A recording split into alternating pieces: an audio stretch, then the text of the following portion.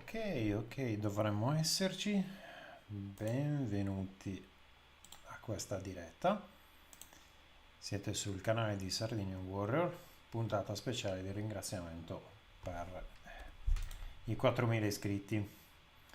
Decisamente passato molto tempo da quando fondamentalmente avevamo raggiunto i 2.000 iscritti, mi pare di ricordare. Sono passati 2020, sono passati diciamo quasi 6 anni, perché ora non ricordo il momento esatto del 2020 quale fosse. E, fondamentalmente siamo qui per ringraziare tutti quelli che hanno permesso al canale di diventare quello che è ora. Quindi fondamentalmente direi vabbè, penso ai vari benefattori del canale, eh, Francesco Piu, Richard Worth, ehm, Eleonora, Federica Maccioni e insomma diverse persone hanno reso possibile tutto questo.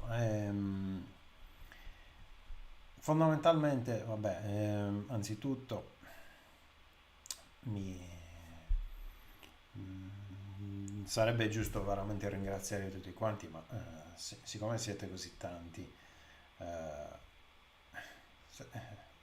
aspettate un attimo e faccio proprio la conta dei diversi abbonati al canale.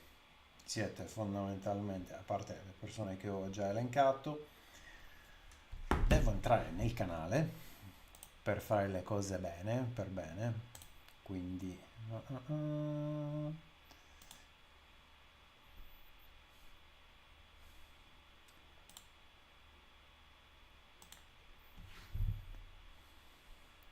dashboard, contenuti, community, qua si vede proprio il grande guadagno del canale, una cosa veramente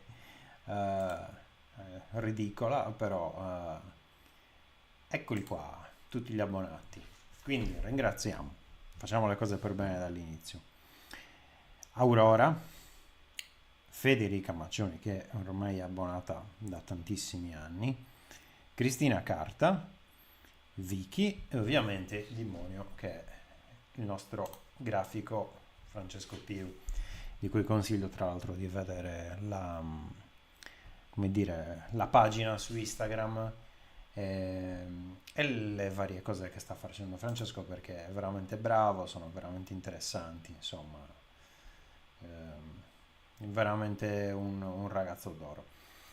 E, di che cosa volevo parlare oggi? Beh, focalizzarmi soltanto sulla crescita del canale è solo, come dire, l'incipit, il modo per approcciare questa diretta. In realtà io vorrei ringraziare tutte le persone di cui non so il nome. Ogni tanto sì, effettivamente vedo più o meno che mi compare qualcuno, ad esempio il nome di chi si è iscritto per ultimo, però in realtà poi non ho veramente un elenco di chi faccia parte del canale o meno, di chi si stia, più che abbonando, di chi si stia iscrivendo. Quindi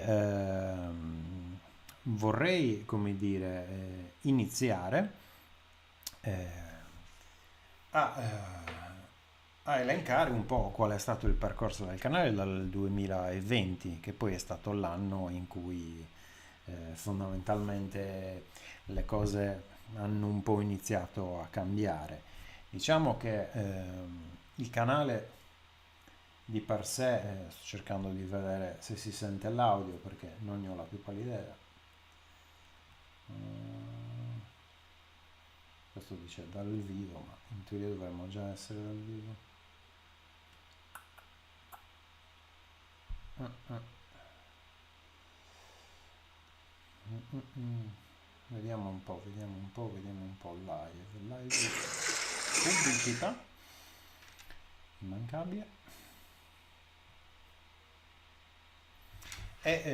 Cosa volevo dirvi? Beh, fondamentalmente dal 2020, che è stato l'anno in cui il canale ha preso un po' il via, che poi è stato l'anno in cui mi sono laureato alla laurea magistrale in quaternario per storia e archeologia.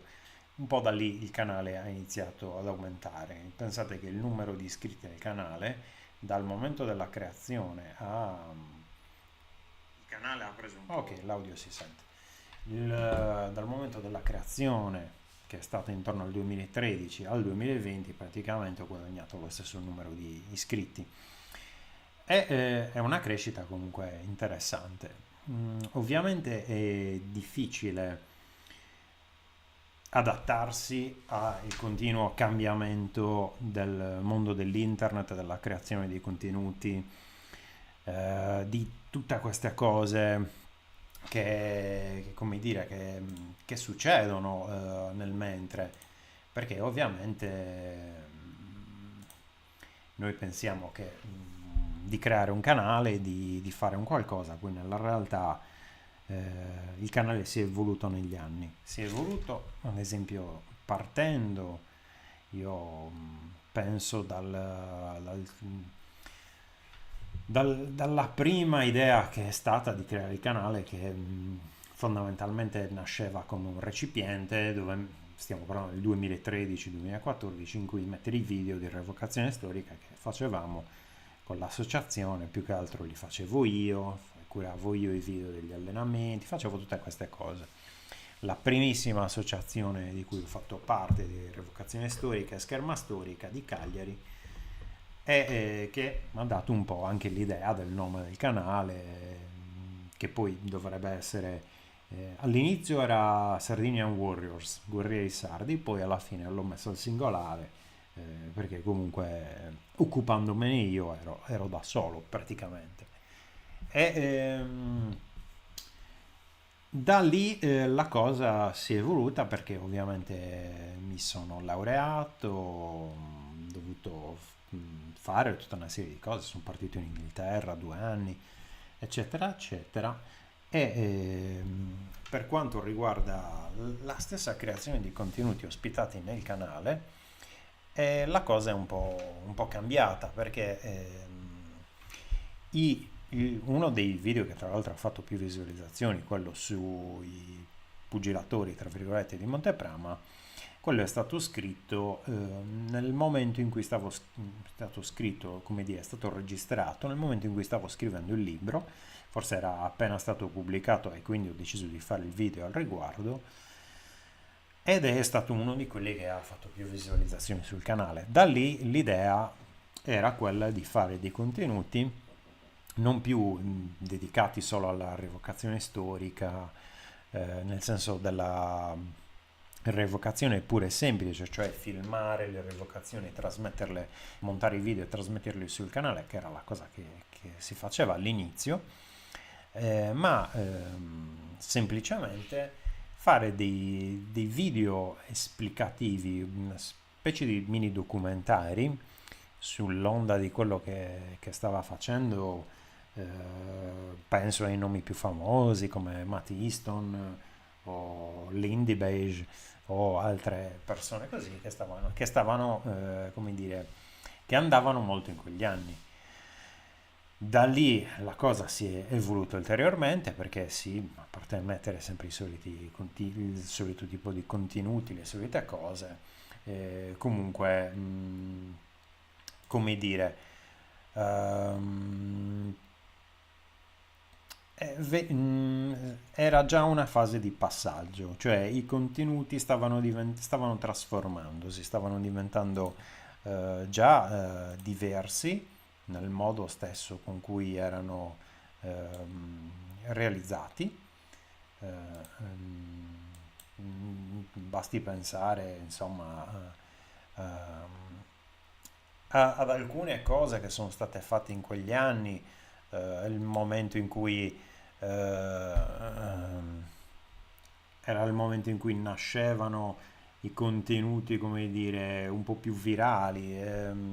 Poi, vabbè, più che con TikTok, che è materia estremamente recente, diciamo, è stato con Instagram, diciamo, Internet 2.0, che sono iniziati veramente a cambiare i contenuti.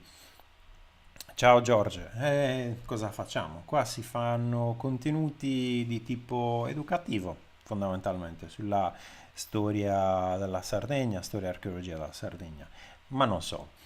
E quindi, ripeto, già con la creazione di quell'Internet 2.0 che girava, ruotava un po' intorno a Instagram, già i contenuti stavano iniziando a cambiare. Noi abbiamo avuto un delay, un ritardo rispetto comunque penso a come lo utilizzavano già in America, ma anche come era utilizzato in America Facebook, proprio in maniera per fare business, per fare visualizzazioni, per fare engagement, tutte queste cose che ormai sono di linguaggio comune e che certo al tempo non mi immaginavo minimamente. E già adesso è normale, noi apriamo un social, un TikTok, un Instagram e vediamo come la gente li usano fondamentalmente per promuoversi. Questa cosa non esisteva nel 2013, sono gli anni in cui c'erano, proprio stato il lancio di youtuber come gli Ottobi, cioè, era un mondo diverso fondamentalmente. E ovviamente quel mondo non esiste più.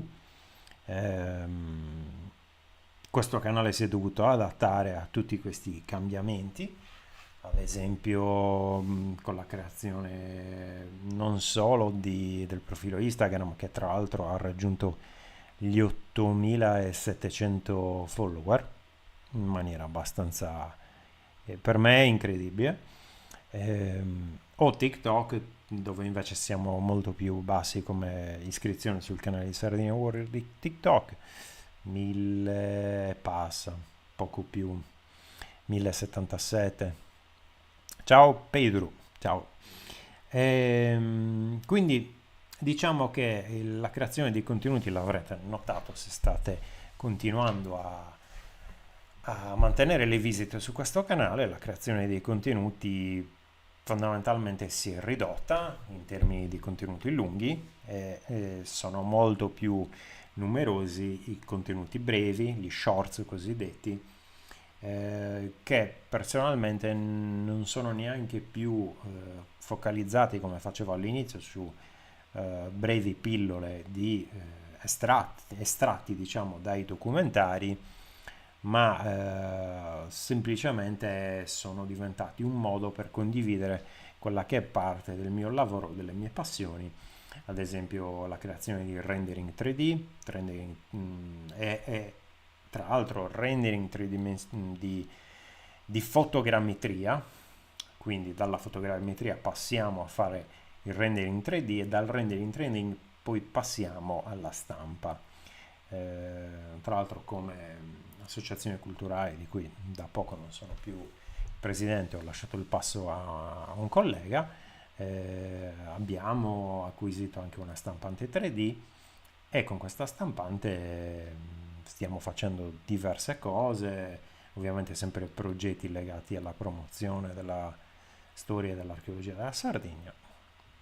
Però fondamentalmente diciamo che il canale si è spostato come focus dalla creazione di video lunghi che fondamentalmente non hanno più appeal per moltissime persone a quella di shorts o comunque al mantenimento dei video lunghi per chi fosse per chi si volesse abbonare al canale. L'abbonamento costa 1 euro o 2 euro, non ricordo, e tra l'altro è diventata la fonte principale di sostentamento per quanto riguarda il canale, perché il canale comunque ha bisogno di pubblicità, ha bisogno di tutta una serie di cose che fondamentalmente richiedono investimenti da parte mia ovviamente, per farlo diventare ancora più grande e per fare in modo che il canale sia come dire, un ricettacolo di materiale o comunque materia interessante, perché altrimenti è semplicemente come dire,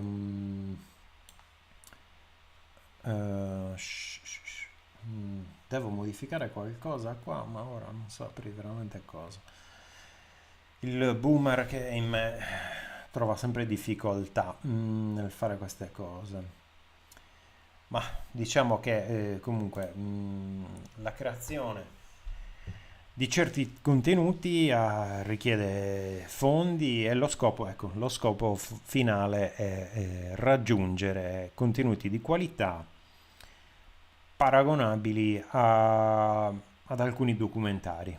Mm, Ovviamente sono cose costose.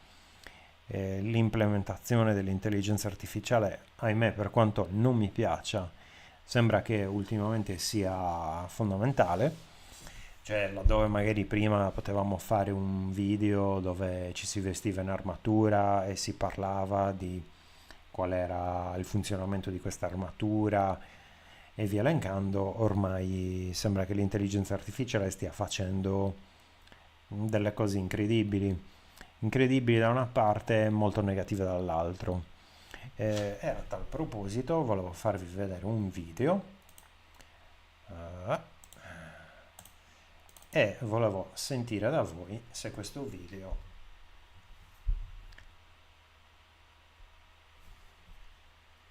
vediamo così, se questo video vi sembra fatto da me. È una cosa abbastanza inquietante. La risposta che si vedrà alla fine è abbastanza inquietante. Ora non so se potete sentire l'audio, però fondamentalmente si capisce anche dal fatto che l'espressione facciale sia sempre statica, gli occhi non si muovono, i denti sono troppo perfetti, la voce non è la mia, è ovviamente è ovviamente, tra virgolette, non è così ovvio, eh, è un video fatto con l'intelligenza artificiale, partendo da una foto. Questa cosa è decisamente inquietante. È stata una prova, un gioco, uno scherzo, però qua si può vedere come sia facile creare dei contenuti con audio, testo, tutto quello che volete. Poi ci sono i video proprio in internet della gente che fa le ricostruzioni delle centurie, dell'esercito romano e via cantando, come questo tipo di prodotto possa riuscire a simulare letteralmente una persona, fargli dire quello che volete fondamentalmente. È una cosa terribile. Un altro video che volevo farvi vedere, un gioco fatto con l'intelligenza artificiale, è la ricostruzione di due volti che ho praticamente estrapolato uno da una ricostruzione di Ornella Beccheroni, che è la studiosa che ha ricostruito il volto della donna della cultura Bonnannaro vissuta a Oliena, è chiamata Sisaia o Bisaia, ora non so bene l'accento, non l'ho mai capito, però fondamentalmente dalla ricostruzione del volto, che quello della Beccheroni era questo, è lei che ha ricostruito questa immagine partendo dalle immagini, dalle misure del cranio. Anni fa qualcuno già con una delle prime applicazioni di intelligenza artificiale era riuscito a fare sorridere questa donna. Beh, ora l'intelligenza artificiale, allora, io sono partito da questo, ho rifatto fondamentalmente il volto partendo dall'immagine che aveva dato lei che era tagliata, quindi l'ho raddoppiata, il viso è diventato esattamente simmetrico e questa è una ricostruzione fatta dall'intelligenza artificiale di come poteva essere. Partiamo da questa e arriviamo a questa. Non è così male, devo dire. Ma c'è di più. L'ho fatta in versione capelli lunghi e capelli corti.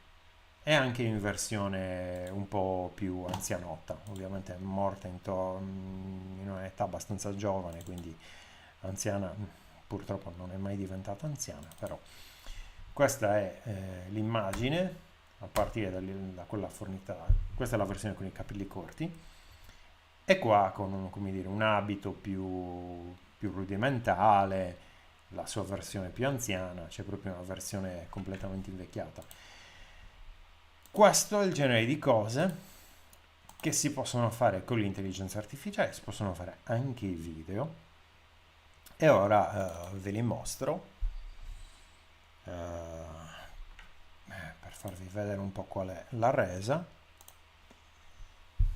Qua, ho chiesto all'intelligenza artificiale di farla sorridere senza far vedere i denti, perché probabilmente i denti non dovevano essere nelle migliori condizioni. Qua è la versione un po' più anzianotta, vabbè, qua si vedono proprio i denti, come non detto, e questa è la versione ulteriormente più anziana. Volevo caricare questo file, questa serie di filmati in internet, ma non vorrei come dire, urtare la sensibilità della studiosa che si è occupata della sua ricostruzione, e quindi per ora non li ho ancora caricati. Potrei caricarli in futuro. Questa è l'altra versione, un bellissimo sorriso con i denti super bianchi, che ovviamente non penso avesse la nostra antenata. Qua fa un sorriso più, come dire, più contenuto. Cioè, per queste cose l'intelligenza artificiale credo abbia un senso. Ad esempio, ho fatto la stessa cosa per la ricostruzione che è stata fatta da un famoso archeologo del museo della Tonnara di Stintino, se non sbaglio, e, pubblicato, poi le immagini hanno girato parecchio al tempo in cui vennero prodotte, di questo cranio, come si vede qui a destra, ritrovato nella necropoli, scavato e studiato nella necropoli di Monteprama. Ho chiesto all'intelligenza artificiale di animare semplicemente il volto, ricostruito così dall'archeologo, e lui mi ha dato questa versione, che non è proprio identica, perché vedete il viso un po' più scavato, gli occhi però sono sempre marroni, la presenza delle trecce è quella cosa che fa più scena, ovviamente. Versione abbronzata, versione più, come dire, da un pallore maggiore, versione un po' più invecchiata con un abito molto semplice, e poi ovviamente le ho fatte animare queste diverse versioni, come potete vedere qua. Versione con, come dire, giovanile abbronzata, versione più, come dire, più anzianotta, anziano, oh santo cielo, avrà la mia stessa età, quindi versione, come dire, più matura. E questo è, come dire, una delle potenzialità dell'intelligenza artificiale. Ora, io non li ho caricati perché non mi voglio prendere meriti che non sono miei, come dire, il lavoro scientifico che è stato fatto da chi ha ricostruito le immagini in primis deve essere riconosciuto. Se non sbaglio è il professor Rubino, dovrei controllare meglio, però fondamentalmente è stato un merito grazie a lui e al team di ricerca che si è occupato di fare questa ricostruzione, che è stato possibile avere l'immagine di partenza da cui fare poi il tentativo. Ricostruzione, volto, Monteprama, per essere sì, Salvatore Rubino. È esattamente lui che ha ricostruito, come dicevo, il volto partendo dai dati del cranio dell'inumato. Io qua mi sono semplicemente messo a giocare con l'intelligenza artificiale e a rendere, come dire, con dei toni più ovviamente là gioca tutta l'intelligenza artificiale, quindi il mio merito è veramente poco. Però nessuno l'aveva fatto. Io, quando ho visto che stavano iniziando a fare questa cosa, ho pensato, ah, chissà come sarebbe vedere, sorridere, non so, Sisaya o Bisaya, oppure Izzokor, perché mi pare l'avessero chiamato così. E ad esempio questa roba viene fatta moltissimo, ad esempio in Gran Bretagna, in altre parti dell'Europa, per gli scheletri delle varie culture neolitiche, dell'età del bronzo, dell'età del rame. Ad esempio alcune molto famose che ho visto da poco erano la ricostruzione del volto di questo, dovrebbe essere dell'arciere di Stonehenge, quindi Bill Beaker campaniforme, e addirittura riuscivano ad animarlo, fargli fare cose, eccetera. Sicuramente è roba molto interessante. Se ci pensiamo, alcune di queste ricostruzioni, alcuni di questi libri da cui sono partito, non avranno neanche 10 anni, esagerando, potrebbero avere poco più di 10 anni, ma non credo sia il caso.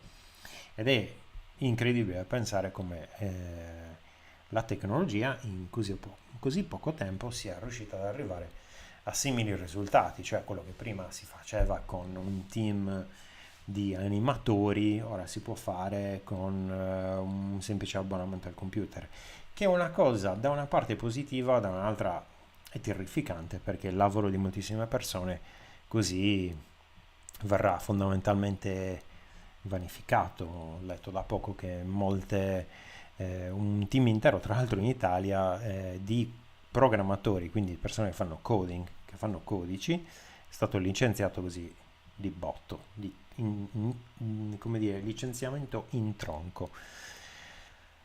Ovviamente questi sono, come dire, i downside eh, del, mm, dell'adottare e del rendere più facile l'accesso a queste tecnologie, che tra l'altro erano già disponibili da anni. Sono sicuro che i militari avessero già tutto questo. Al pubblico arriva sempre tutto in ritardo, come i droni. I droni erano già conosciutissimi a livello bellico, solo da poco sono entrati nel mercato civile, da poco, anche lì meno di 10 anni, potremmo dire tra i 6-7 anni veramente, droni veramente performanti che pesano poco, che viaggiano per molto tempo, con l'invenzione delle batterie LiPo, batterie sempre più leggere, perché il problema era fondamentalmente quello. E io ricordo che quando ho fatto anche i primi scavi, ad esempio nella necropoli di Pillamata, chi faceva le foto aveva il pallone aerostatico, tenuto letteralmente col filo. E pensare che da lì siamo arrivati a questo tipo di tecnologia in cui si fa volare un drone di 100 grammi, 200, 4 kg, non mi importa, con la sua mini videocamera o fotocamera si fanno le foto, si puoi fare il rendering in 3D di quella cosa, e il rendering in 3D si può stampare con la stampante, come vi dicevo prima. È una cosa incredibile. Cioè, in 10 anni siamo arrivati a delle cose che cioè la stampante 3D, forse la prima volta che io personalmente l'ho vista era in Jurassic Park 3, quando stampavano l'organo interno del suono di un Velociraptor, una roba del genere. Ovviamente qua la realtà sta superando l'immaginazione, perché stiamo veramente raggiungendo delle vette delle potenzialità tali che prima erano certo non neanche, cioè, neanche immaginabili tra poco. Alcuni dei miei progetti, infatti, dei nuovi progetti che vorrei portare sul canale, verteranno su queste cose: rendering, fotogrammetria, QGIS. Sto usando moltissimo QGIS per lavoro, quindi Geographic Information Systems, potremmo definirlo in italiano topografia, ma è molto riduttivo. E ovviamente l'adozione e il passaggio da mappe bidimensionali a mappe tridimensionali, e anche alla loro stampa. loro stampa, all'esplorazione di alcune di queste cose in realtà virtuale, quindi con gli occhiali, con tutte queste robe qua. Diciamo che i temi che vedrete in futuro sempre di più sul canale saranno questi.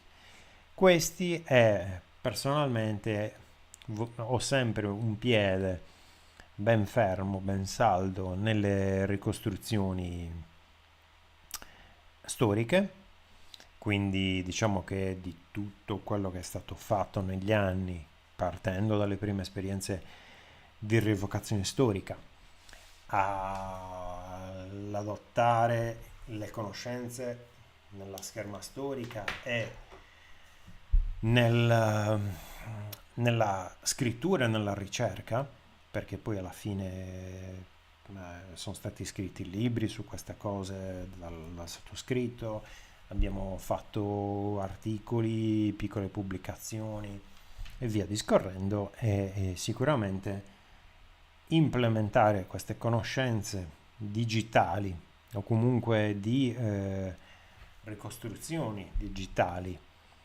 a quelle che sono poi le mie ricerche è probabilmente uno dei passi fondamentali per capirci anche nella realizzazione di mostre, ricostruzioni e via discorrendo. È ormai diventato quasi fondamentale, obbligato, se non obbligatorio, l'implementazione ad esempio con scanner 3D, stampanti, ricostruzione virtuale al computer e via elencando.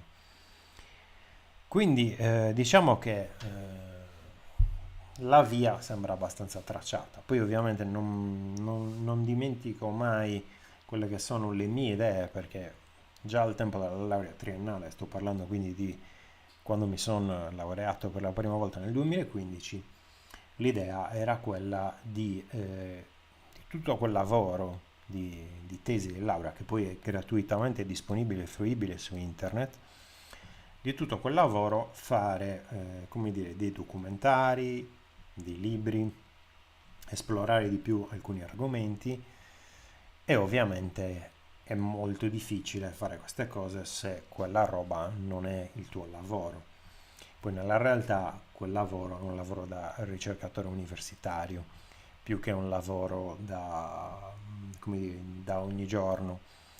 Mi viene da pensare ad esempio al bellissimo libro che ha fatto Andrea Dolfini sul combattimento dell'età del bronzo, in cui fondamentalmente l'idea era più o meno la stessa che avevo avuto io per questi individui nuragici. Lui l'ha estesa molto più in grande, ha fatto un lavoro bellissimo. Il titolo dovrebbe essere Bronze Age Combat e fa vedere tutta una serie di cose, di ricostruzioni, di pratiche schermistiche con le armi ricostruite, con gli scudi e soprattutto poi il confronto tra le tracce sulle armi e le tracce che ha riscontrato negli originali.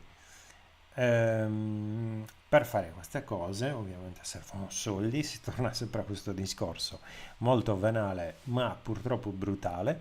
Per fare ricerca servono soldi, per fare le cose fatte bene servono strumenti di misurazione e alias servono soldi e,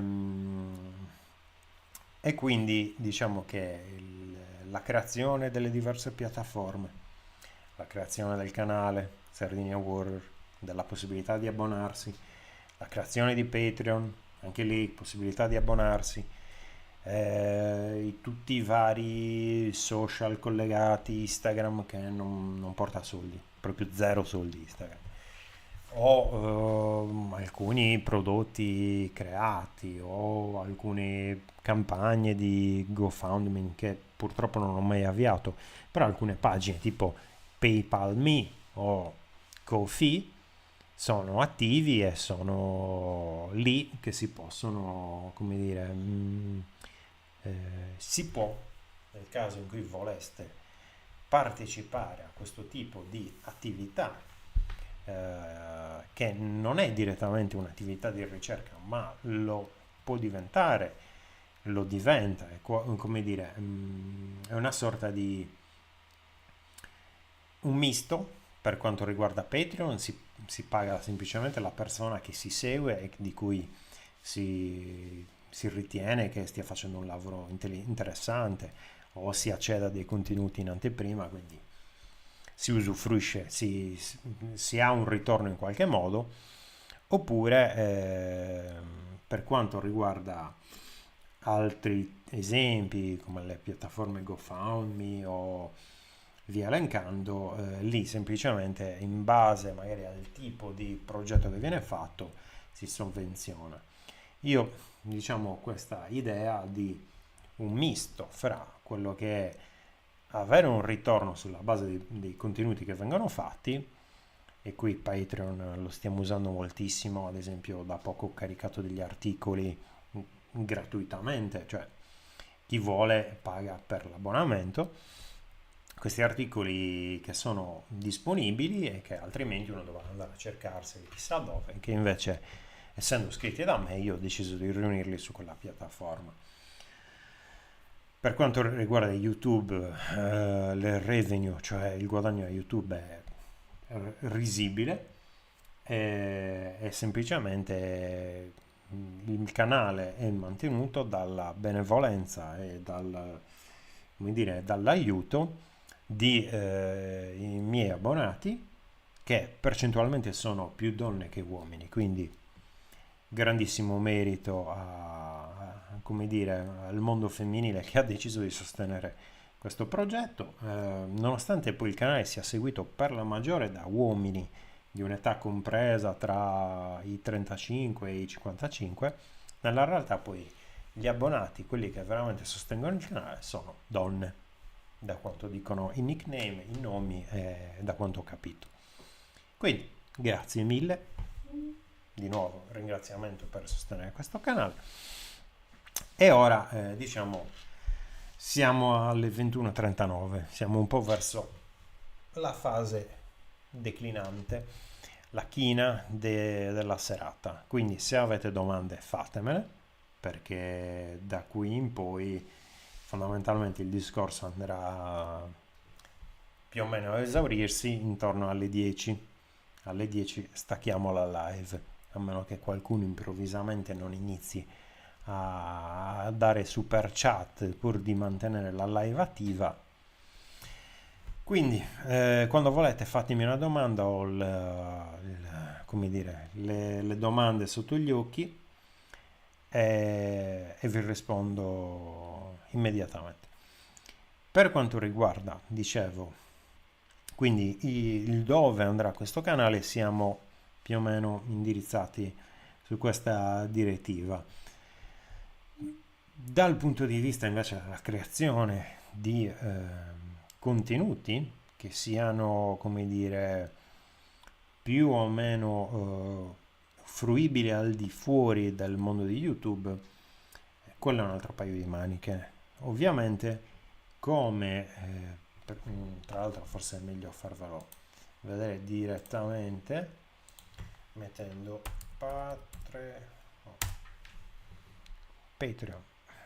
Patreon, andiamo su Creator, e questa dovreste riuscire a vederlo, è un'anteprima di quello che si può vedere su Patreon, l'articolo su questo bronzetto che avevo scritto per una rivista, gli audiolibri.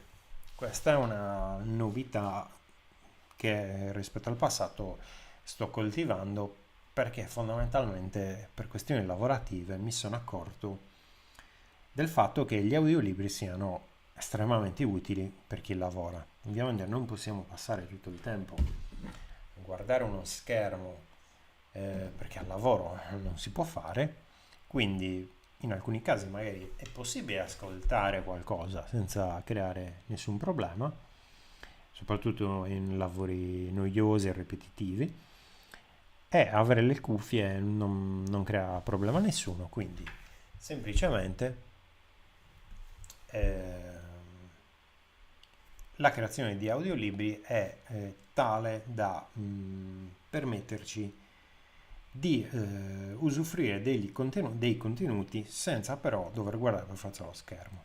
Audiolibri o podcast, per me poco cambia poi, perché in alcuni casi, ad esempio, questo è un audiolibro, è la lettura della tesi di laurea triennale del combattimento alla lesione. In altri casi ancora, come questo è un altro articolo in inglese, l'audiolibro sempre, le lezioni, vabbè, questo ne parliamo magari in un altro momento, i bonus come questo pugnale sagamata realizzato, i video in inglese, lo sto cercando, singolare arciere, podcast con Massimo Finu, non trovo. Eccolo qua, cronache di archeologia.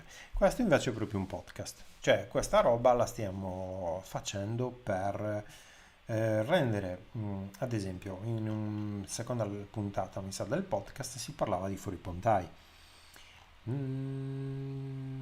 Mi pare, o era la prima, adesso lo scopriamo subito. No, nel primo episodio del podcast si parlava di Fuori Pontai, nel secondo del terrazzo dei nuraghi. Questo è un ambito che mi piacerebbe esplorare ulteriormente e dedicare più puntate non solo sull'argomento nuragico, ma in generale su archeologia un po' di tutta Europa. Poi ovviamente anche lì mi devo limitare perché non è che la mia conoscenza dell'archeologia globale sia infinita, quindi richiede tempo, documentazione, ricerca, bla bla bla.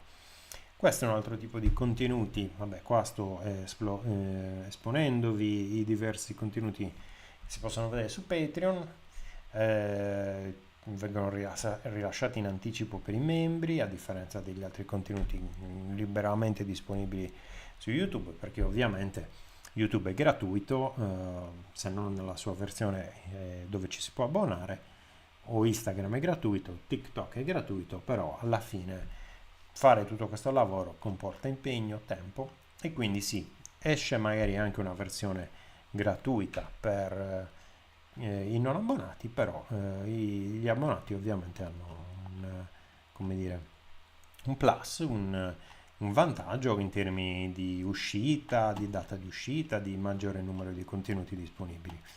Stavo parlando, sì, dell'articolo in inglese. Questo è un articolo che ho scritto qualche anno fa per una rivista chiamata Ancient Warfare. Sul Patreon, poi come su YouTube, nella sezione abbonati sono disponibili tutta una serie di video che avevo registrato quando stavo facendo delle lezioni per l'università della terza età, diverse unità della terza età in diversi paesi della Sardegna, o conferenze come una che avevo fatto al Museo di Legnago sull'archeologia monumentale della preistoria e protostoria della Sardegna, e li ho caricati sia qui che su YouTube nella versione abbonati. Ovviamente poi ci sono altri lavori come questo pugnale sagamata in bronzo che avevo realizzato per uno dei nostri sostenitori, e articoli, video più nel dettaglio e tutta una serie di altre cose. I podcast, ad esempio, questo è un podcast che mi è veramente piaciuto realizzare. Ne vorrei fare di più su questo tema, cioè qua ad esempio era la puntata con Massimo Fenu in cui invito un esperto che io ho selezionato, di cui mi fido, che ritengo sia persona affidabile e comunque a cui dedicare una serata, e questo è un tipo di formato che veramente mi piacerebbe replicare. L'ho chiamato una birra con Darwin perché si parla di evoluzione umana, quindi dell'approccio dell'uomo alla violenza, però anche di altri temi, però sempre che girino in qualche modo intorno all'essere umano. Quindi una birra perché sono discorsi, tra virgolette, più o meno leggeri, dipende dalle situazioni. La birra è sempre lì per allietare la serata. con Darwin, perché se si parla di esseri umani ed evoluzione umana, secondo me non si può non parlare di Charles Darwin, che è stato praticamente il fondatore dell'idea che l'uomo si sia evoluto a partire da una scimmia, anche se detto così è molto riduttivo, però il concetto è questo. E, per gli altri contenuti, sempre su Patreon, no? Perché ci stiamo focalizzando su questo, sono presenti articoli. Ecco, è presente questo. Questo è il primo vero progetto realizzato sul Patreon che si focalizza su un capitolo in particolare della tesi di laurea triennale, cioè la ricostruzione della morte di questo individuo che venne rinvenuto nel castello medievale di Silius e di cui mi piace soffermarmi più a lungo ed esplorare alcuni aspetti che ovviamente al tempo della tesi di laurea triennale sono passati un po' in sordina. Un ritrovamento interessantissimo perché comunque non è che ce ne siano 200.000 di queste cose in Sardegna. Secondo me è qualcosa veramente interessante che può promuovere anche un certo turismo di qualità, però bisogna crederci, nelle cose bisogna metterci anche soldi, metterci impegno, tempo e denaro. E di questo mi piacerebbe anche scrivere qualcosa di più approfondito rispetto a quello che ho già fatto nella tesi triennale e che ho fatto per una presentazione che mi è stata chiesta ormai 2 o 3 anni fa, non ricordo, a Silius stessa. Poi ci sono dei video dedicati all'archeologia, all'archeologia sperimentale, alla ricostruzione, anche quell'ambito, news di archeologia, di cose da fare, di cose che abbiamo fatto, partecipazioni, tipo questa la spada micenea che avevamo fatto, ehm, eccetera, se riuscissi a caricare malefico sito internet, malefico internet. Il rendering in 3D, questa roba è stata super divertente da fare, li ho caricati anche su YouTube, però come vedete ne sto facendo veramente tanti di questi perché una volta imparato a farli mi piacerebbe farne anche quasi un lavoro a tempo pieno, la creazione di rendering, di fare la fotogrammetria, fare la stampa, tutte queste cose. In realtà come partita IVA ho anche proposto alcuni modellini a diversi enti, diverse cose e mi piacerebbe continuare ad esplorare questo ambito. Ad esempio questa è la ricostruzione partendo dalla fotogrammetria aerea della tomba dei giganti di San Messurco di Sidi. Venuto veramente bene, sono molto orgoglione del risultato e così poi ci sono tutta una serie di cose, c'è ad esempio il link, questa Guide for Visiting Central Sardinia During Autumn and Spring, dovrebbe essere un link al mio blog, perché io ho anche tra le tante cose un blog, che è questo, Sardinia Where the Sky is Bluest, Sardegna dove il cielo è più blu, dove metto articoli sia più o meno informativi a livello scientifico, ma soprattutto eh, turistici potremmo definirli. Questo ad esempio su Arizzo, paese bellissimo, mi piace tantissimo come paese. Io non li chiamo mai borghi, per me il termine borgo è un'aberrazione che non c'entra niente con la Sardegna. Il paese di Arizzo, quindi dicevo, ho fatto questo articolo in cui si esplorava cosa vedere, cosa fare e via dicendo. O a differenza magari di questo ci sono delle piccole guide, ad esempio questa era sulle mazze nuragiche di cui c'è anche un video su YouTube, sempre fatto da me, oppure su percorsi. Io tanti anni fa ho fatto un corso di guida escursionistica ambientale, ho il patentino proprio di guida escursionistica ambientale e nonostante non pratichi, perché ormai con l'altro lavoro che faccio non ho tempo, però scrivere contenuti è molto più semplice. Ad esempio questo era un trekking che avevamo fatto per raggiungere i Tiscali, in cui poi parlo più approfonditamente di Tiscali e secondo me è un sito che merita tantissimo. In realtà ci sono tantissimi siti che meritano in Sardegna, siti poco conosciuti, ed è forse a volte un bene, perché per come ho visto che le persone trattano l'ambiente, ma molto meglio che non ci vadano in certi posti. E diciamo che questo blog è un'altra parte. Ora non scrivo magari un articolo da qualche settimana, però è un'altra delle tante cose che ho fatto di recente. Ad esempio, un altro è la creazione di video dedicati, tipo questo in FPV, FPV First Person View, cioè visuale in prima persona. È come dire, un particolare tipo di drone in cui si indossano degli occhiali e quello che andate a fare è vedere esattamente quello che vede il drone con la visuale in prima persona. Cioè non state più a guidare il drone guardando lo schermo e muovendo la videocamera a seconda di come lui si muove, ma semplicemente vedete tutto quello che vede il drone. Quindi il drone vede sempre davanti e quindi la sua visuale è in base a come si sta muovendo.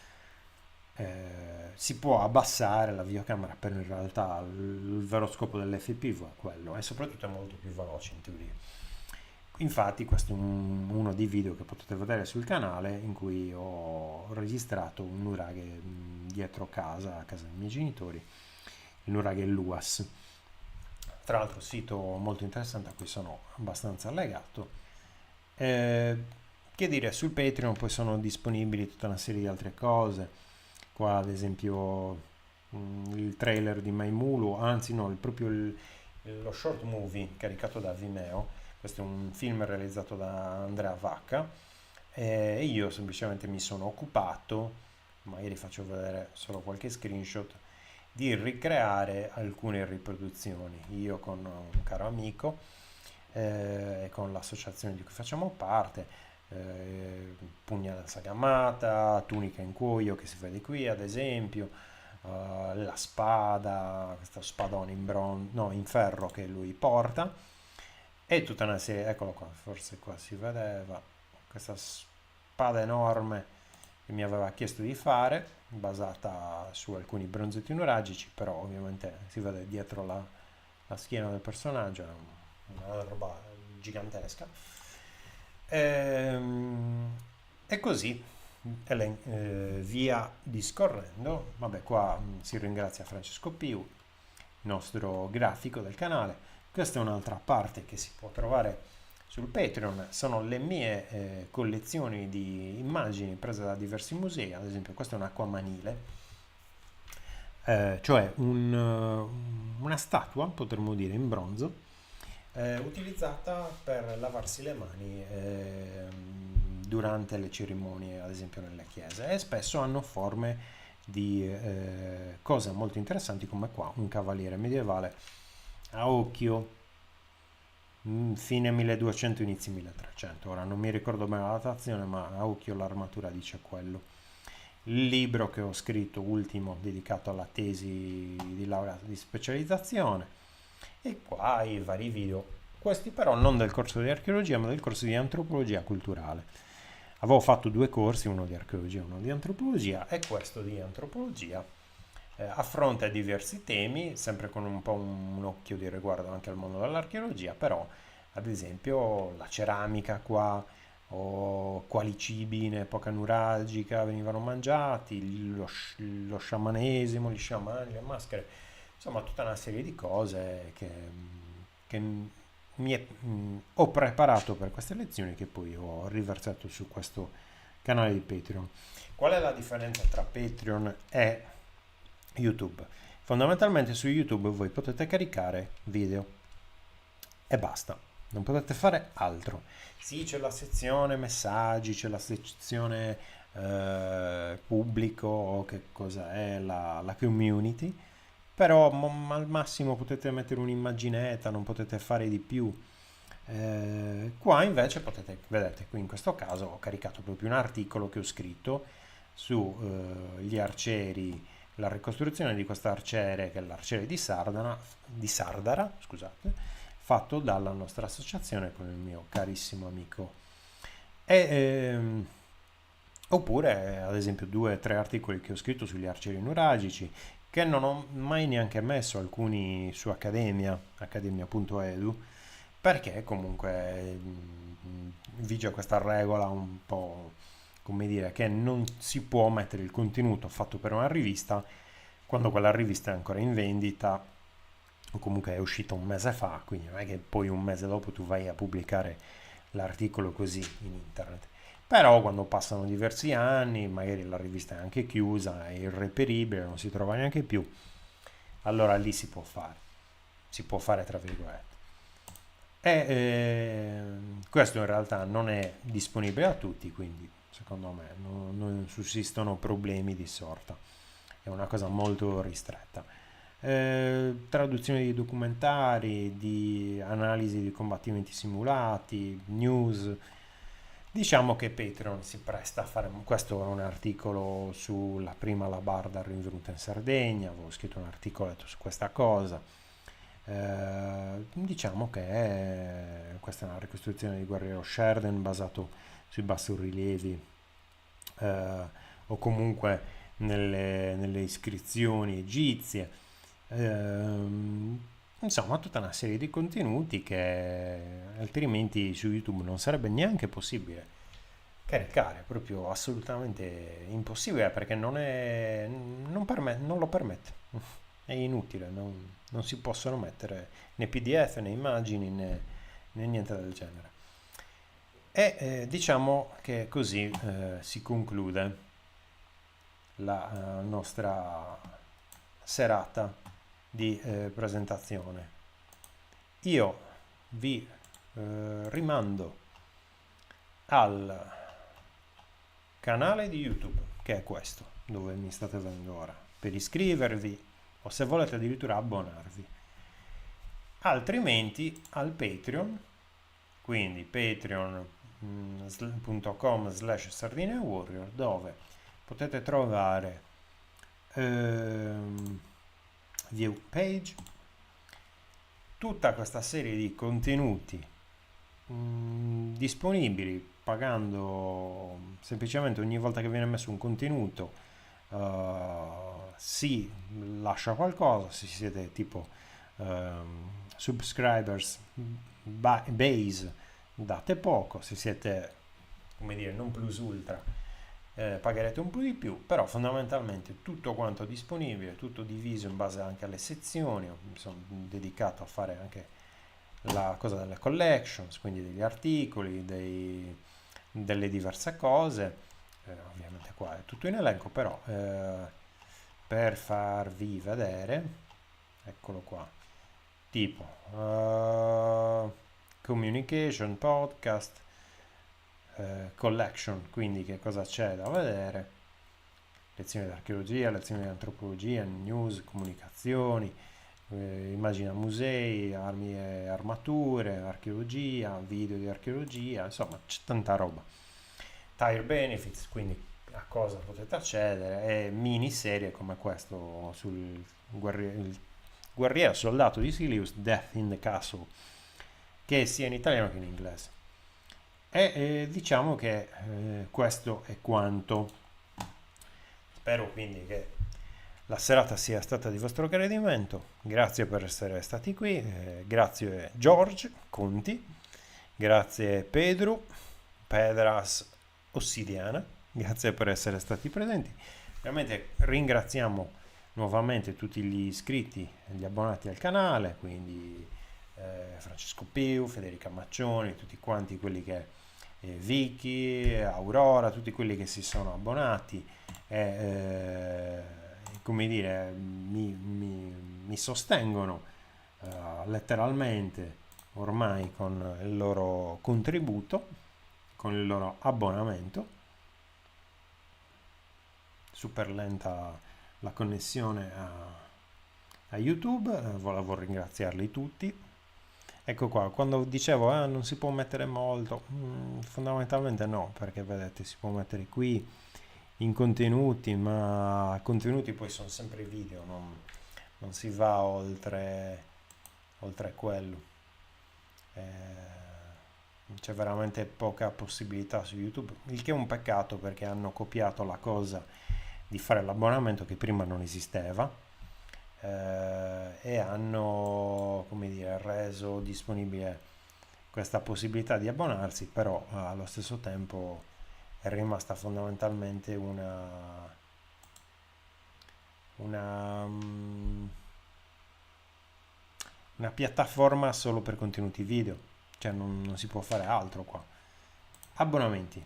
Quindi per concludere degnamente ringraziamo veramente tutti gli abbonati in ordine, quindi ringraziamo Aurora, ringraziamo Federica Maccioni, Cristina Carta, scusami Cristina se non ti ho messa nell'elenco che ho fatto poco fa, non ho questa grandissima memoria, scusami tantissimo, Dimonio alias Francesco Piu e Vicky.